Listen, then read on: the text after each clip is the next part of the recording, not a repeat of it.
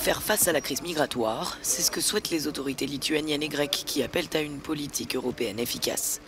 Les deux pays sont les principaux points d'entrée dans l'Union. À plusieurs reprises, les autorités grecques ont été accusées d'avoir procédé à des expulsions illégales de réfugiés sans leur permettre de demander l'asile. Nous avons convenu que nous devions coordonner nos positions concernant la négociation du nouveau pacte européen pour la migration et l'asile.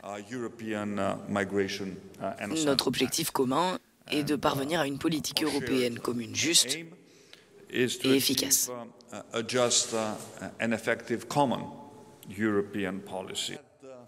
Plus de 2 millions de réfugiés sont entrés en Lituanie l'année dernière.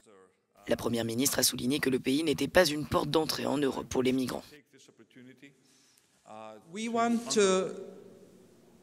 Nous voulons indiquer clairement que la Lituanie n'est pas un couloir, une voie vers l'Union européenne, la Suède, l'Allemagne ou d'autres pays. Il existe des procédures et des instruments juridiques pour demander l'asile, si besoin.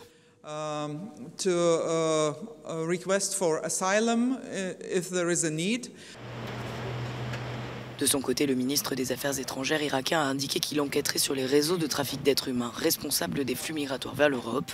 Selon l'agence Frontex, les tentatives de franchissement sont à la hausse par rapport à 2020. En Méditerranée centrale, elles ont augmenté de plus de 150%.